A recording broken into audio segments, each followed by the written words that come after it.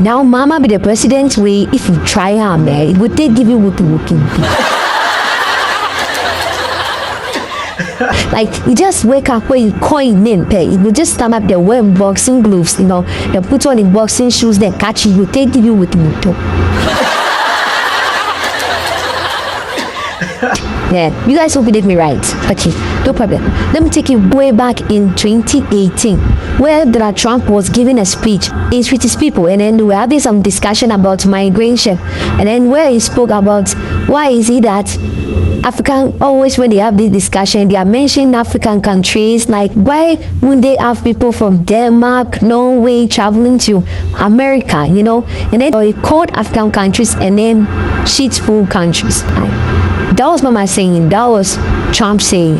If you guys are forgetting the video, if you guys have not seen the video before, let's watch the video. Remember I said that to the senators, they came in, the Democrats, they wanted to be bipartisan. So they came in and they said, this is totally off the record. Nothing mentioned here. We want to be honest because our country was going to hell.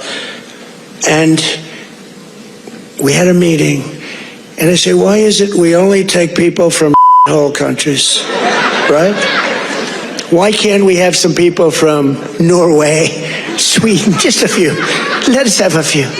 From Denmark, do you mind sending us a few people? Send us some nice people, do you mind? But we always take people from Somalia, places that are a disaster, right? Filthy, dirty, disgusting, ridden.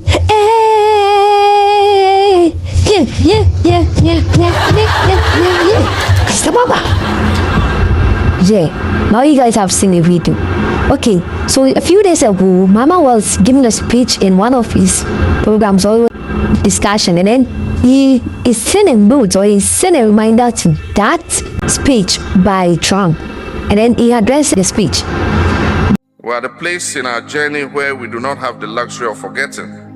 When government officials can so easily use the words like garbage and filth to describe our kith and kin, when they can refer to our countries as shitholes,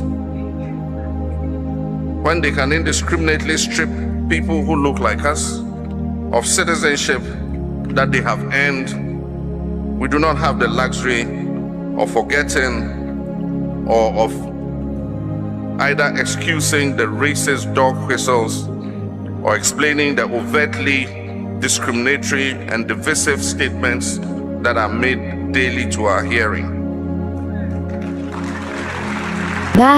People were like crazy. Joe, the president of Ghana was able to say this. That means now dear, you take yourself calmer. It will go hold you to. Yes, that's the president we are dealing with now. Mama is now standing for his people. He's not just standing for Ghana per se, but he's standing for African countries. He's there for us. Like, this is the president who is like, yeah, fighting for his people, trying to get something for his people. Yes, trying to make the country name very resistant and stable. This is the president we want. Yeah. However, many presidents are forcing for the country. Many presidents are forcing for the country. So let me leave you so that you watch all the speech by Mahama, and then if today is your first time, please subscribe to the YouTube channel. Love you guys. Stay tuned. Bye. We have been divided with artificial borders of colonialism that split ethnic homelands right down the middle, with half of our communities being ruled by one European country and the other half being ruled by another. And with the labeling of our ethnicity in a colony as intellectual and worthy of education, while another ethnicity was said to be inherently martial and thus intellectually inferior. We've been divided by the manufacturing of coups, armed conflicts, anti-poverty programs that somehow never eradicate poverty, by the selective broadcast of stereotypes, a systemic war of images waged against us, images meant to foster fear and engender self-hatred and portrayal of Africans as primitive savages whose low cognitive ability makes them incapable of self-determination, and black people in the Americas as lazy, drug-addled, and criminally inclined. And there too is the institutionalization of colorism. The belief that anything black is negative or inferior, and the proximity to whiteness is more desirable. It is reflected in every aspect of our lives. And I say us because colonization did not leave us unscathed, quite the opposite. In English, everything negative and evil is black. In Spanish, la negra means black woman. Tener la negra means to have bad luck or to be jinxed. A once popular French expression that went out of vogue but has recently been making a comeback is travailler comme un nègre. Travailler comme un nègre, which means to work like a slave. And it's often also translated with the word slave being replaced by a more offensive racial slur. But anything in this life, once stripped of its power, will no longer work. And that is true of slurs, it is true of stories, especially ones that are complete fabrications. Let's take the narrative of those who oppressed us and work it.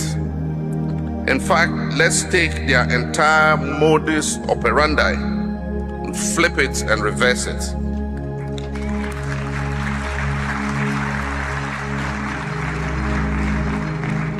So I urge you, my brothers and sisters, let's be more intentional about our unity than they were about our division.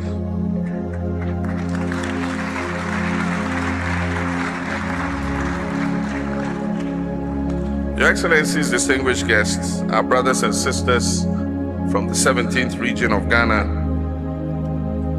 it will not be a difficult goal to achieve. No matter how we've been divided, we've always tried to find our way back to one another. Africans in the diaspora whose forebears were enslaved have kept us in their rhythms. The music they play, the dances, the cadence of their speech, and even the language.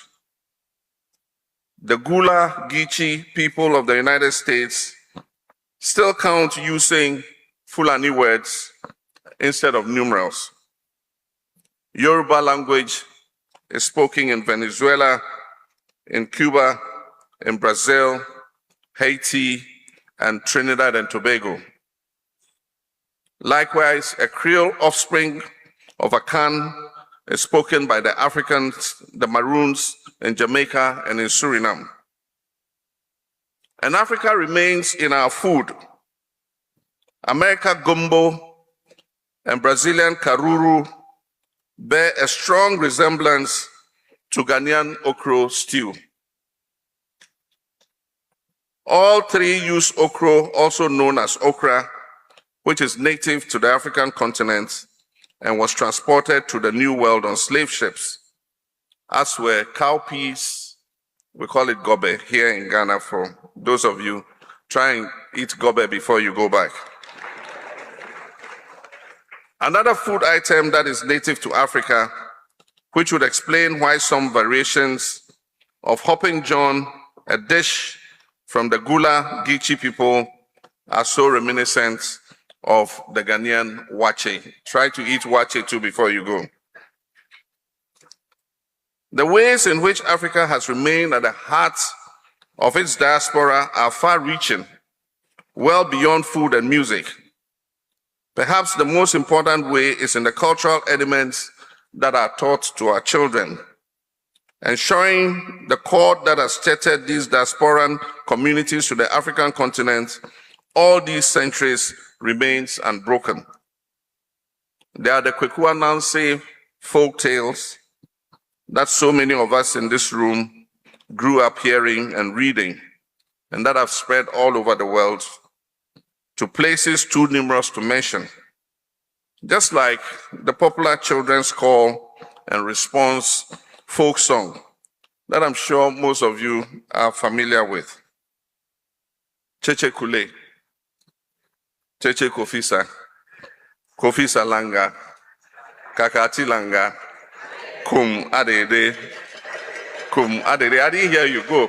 Cheche Kule, Cheche Kule, Kofisa Langa, Kofisa Langa, Lalati Langa, Kum Adede.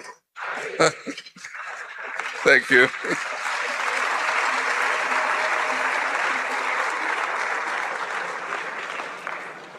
Ghana's first president, Dr. Kwame Nkrumah, said, and that quote has been shown here, "I'm not African because I was born in Africa, but because Africa was born in me."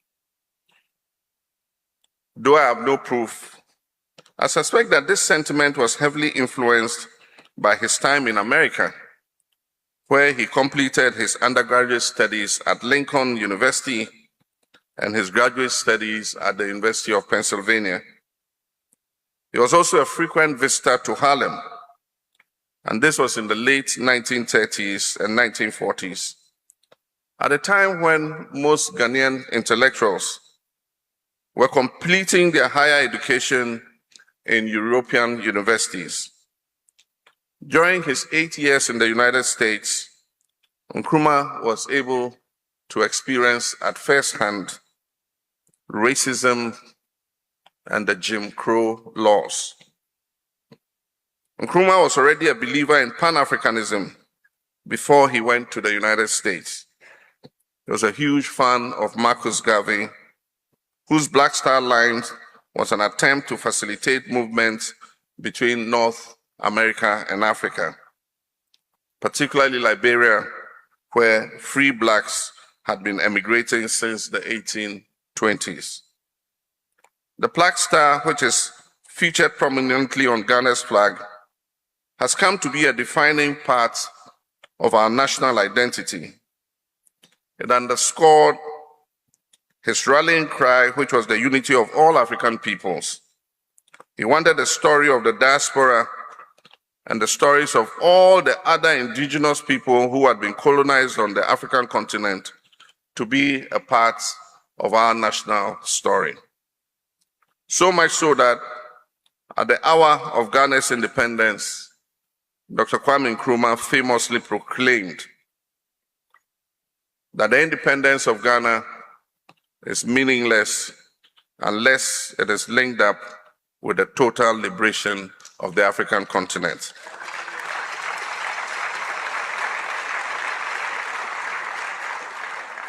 It was a heady and ambitious statement, and the years that followed were equally as heady and ambitious, full of growth, infrastructural development, and the building of alliances between other newly independent African nations. There was a sense of hope. No, it was more than that. It was an intoxicating feeling of endless possibilities. It was a pure, perhaps naive belief that we could attain our own modern-day version of the glory that our forebears like Shaka the Zulu and Mansa Musa had, and that we could build our nation-states to be as exemplary as the Mwene Mutepa Empire, Songhai, Mali, and the Ghana empires that had existed before. And then came the coup d'etats, many inspired by the imperial nations, not just in Ghana, but in most of the other nations that had newly gained independence. And then came even more coup d'etats, one after the other, following by the imprisonment and exile of our liberation leaders. We now know as Ghanaians, as author Ama Ataidu wrote, that there are powerful forces undermining our progress in Africa.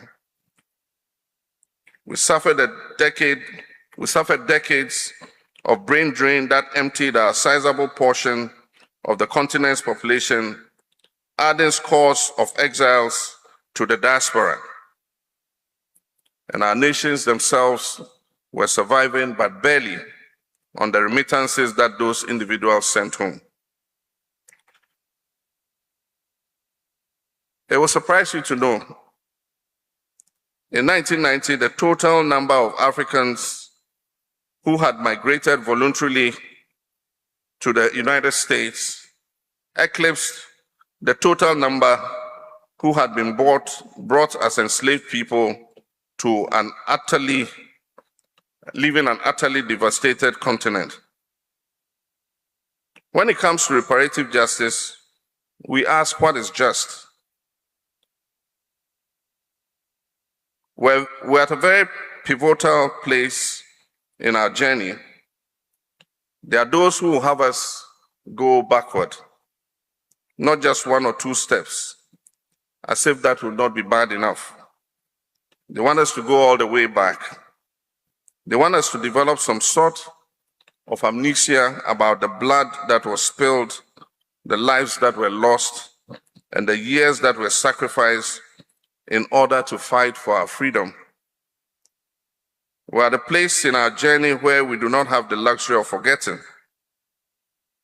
When government officials can so easily use the words like garbage and filth to describe our kith and kin, when they can refer to our countries as shitholes,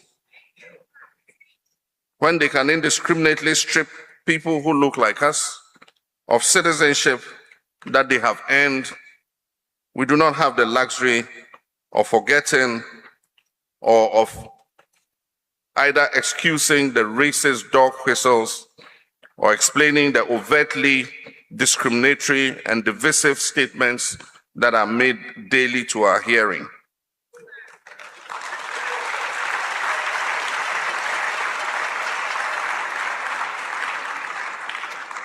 This is precisely the time when we must advance and begin the process of reclamation.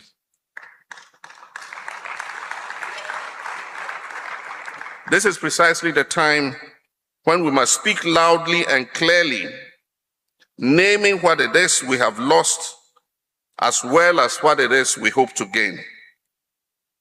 Her Excellency Mian Amor Motley, Prime Minister of Barbados, a great African sister, said in a lecture at the London School of Economics, the conspiracy of silence has diminished the horror of what our people faced.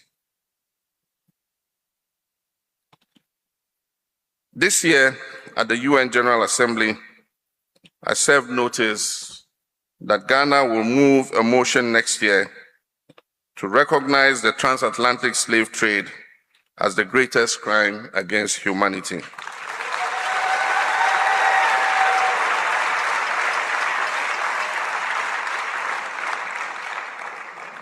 I know this motion will enjoy the utmost support from the entire African continent and the diaspora. Africa has suffered slavery, colonialism, genocide, and apartheid. We demand acknowledgement of these crimes against humanity. We demand the establishment of legal, institutional, and international mechanisms to advance reparative justice.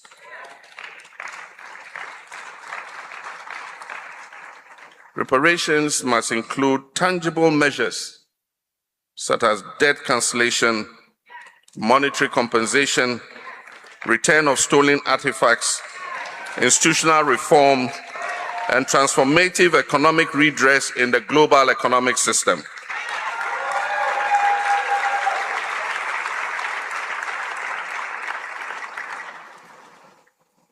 Beyond the material loss that Africa suffered, are also the emotional cost to assess. According to the Oxford Dictionary, epigenetics is the study of changes in organisms that are caused by the modification of gene expression rather than the alteration of the genetic code itself. And studies have shown that trauma can be passed down transgenerationally through epigenetics. And so imagine then the various traumas that the people of African descent have faced. Traumas that are being passed down from one generation onto the other. Traumas from yesteryears coupled with traumas of today and the injustices that we are currently facing. What impact does that have on our health? What impact does that have on the health of our children? And most importantly, how do we heal from that trauma? Ghanaian British actress, writer Michelle Cole wrote, "We can put fear of the future in front of us to block us, or put it behind us to drive us forward." As you debate all these questions and ideas, bear in mind that the future is upon us and that the future is African.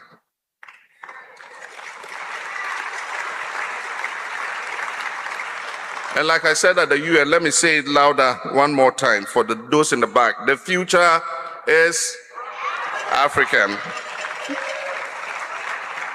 We hold in our hands the power to change the circumstances of our past. But we must be more intentional about our unity than those who oppressed us were about our division. And from the looks of this gathering, I can feel it, that we are more united than ever.